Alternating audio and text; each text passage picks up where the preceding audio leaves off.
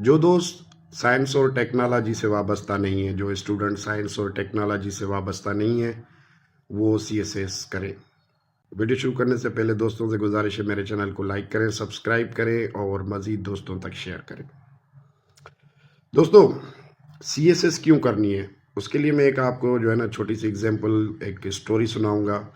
उसके बाद आपको एक इमेंस पावर मिल जाएगा, एक मोटिवेशन मिल जाएगी इंशाल्लाह उससे।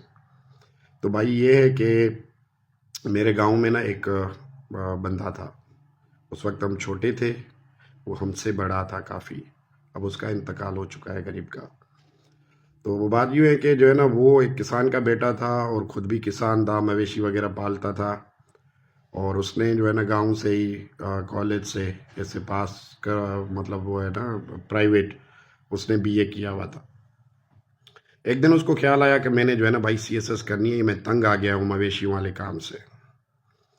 तो भैया जो है ना CSS की तैयारी में, पाकिस्तान सेंट्रल सुपीरियर सर्विसेज की तैयारी में निकल पड़ा। अब जब निकला वो, तो उसको पता चला कि आगे 7 महीने के बाद जो है ना अटेम्प्ट है, मतलब एग्जाम्स है।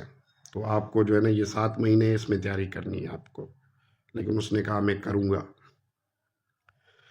सो 7 महीने इसलिए हैं उसके लिए कि उस ज़माने में ये होता था कि आपकी जो लास्ट एज होती थी CSS करने के लिए, वो 28 साल होती थी। और आप 3 अटेम्प्ट दे सकते थे अपने ग्रेजुएशन के बाद, जो है ना 3 अटेम्प्ट दे सकते हैं CSS के 28 साल की एज तक मैक्सिमम। अब वो 7 महीने के बाद जो है ना, मतलब वो एक ही अटेम्प्ट दे सकता था, उसके बाद उसकी एज 28 ख़त्म होनी थी, वो 29 में एज में चला जाता साल में। तो उसके बाद एक ही अटेम्प्ट था, एक ही चांस था। उसने जो है ना 7 महीने पहले तैयारी शुरू कर दी लाड़काना में जाके। गरीब का बच्चा था, लाहौर भी नहीं जा सकता था पढ़ाई के लिए, क्योंकि वो अफोर्ड नहीं कर पाता था। और सबसे अच्छी जो स्टडी होती है CSS की, वो लाहौर में होती है, अकेडमीज बहुत अच्छे हैं। तो वो बंदा निकला है, सुबह जाता था लाड़काना शाहनवाज लाइब्रेरी, वहाँ पे जो सीनियर ऑलरेडी अटेम्प्ट दे चुके हैं उनसे गाइडेंस लेता था, वहाँ पे पढ़ता था। बुक्स उसके पास अपनी नहीं होती थी लाइब्रेरी से, वो वहाँ पे इशू करवाता था या दोस्तों से बारो करता था। इसी तरह से बंदे ने 7 महीने में ऐसी कोई बेहतरीन स्टडी कर ली। उसने अटेम्प्ट दिया, उसने काफ़ी पेपर जो है ना उस अटेम्प्ट में पास किए, काफ़ी फेल कर दिए, वो CSS नहीं कर पाया। ठीक है, लेकिन अब देखिए वो उसकी CSS, वो जो उसकी सर्विसेज थी, वो CSP ऑफिसर नहीं बन पाया। लेकिन उस 7 महीने की जो मेहनत थी CSS के पीछे, उसको, उसने, उस स्टडी ने, उस मेहनत ने उसको बहुत कुछ दिया। अब वो उसकी जो है ना एज तो ख़त्म हो गई। अब वो दूसरे साल जो है ना अपना एग्ज़ाम में तो बैठ ही नहीं सकता, क्वालिफाई नहीं कर सकता, क्योंकि 28 साल का हो चुका है, अभी वो ख़त्म हो चुकी है उसकी एज।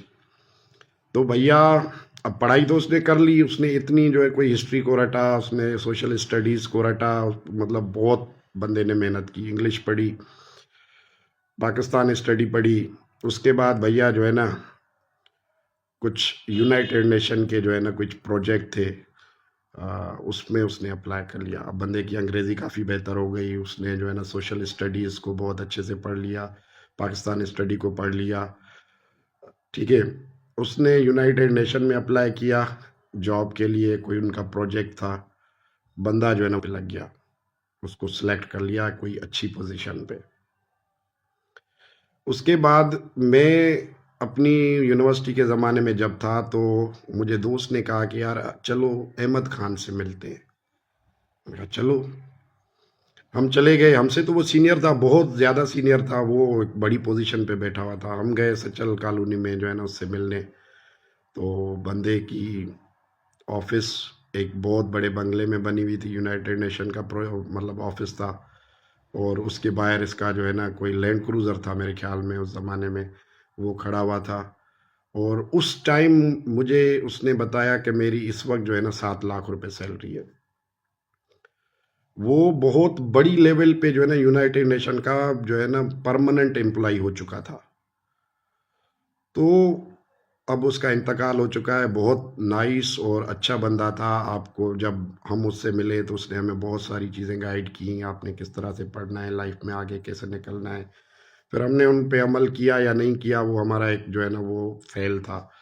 लेकिन उस बंदे को उस 7 महीने की सेंट्रल सुपीरियर सर्विसेज की जो तैयारी थी, उसने इतना बेनिफिट किया कि उसके पास लैंड क्रूज़र होती थी, उसकी 7-8 लाख रुपए सैलरी थी उस ज़माने में, और उसने बहुत ग्रो किया। वो बंदा जो बेचारा गांव में बीड़ी नहीं पी सकता था, इतना गरीब था, वो मैंने उसको देखा लाइफ में जो है ना सिगार पीता था, महंगे महंगे क्यूबा के जो है ना इम्पोर्टेड सिगार पीता था, और एक लेविश लाइफ उसने गुजारी।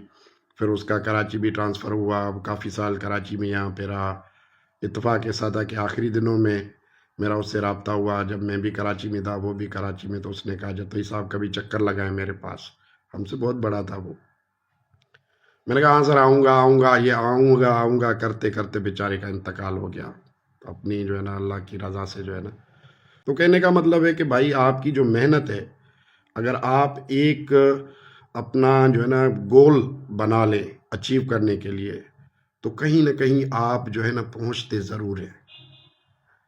तो जो दोस्त भाई साइंस टेक्नोलॉजी या महंगी यूनिवर्सिटीज़ में नहीं जा सकते, तो उनके लिए you have option of CSS.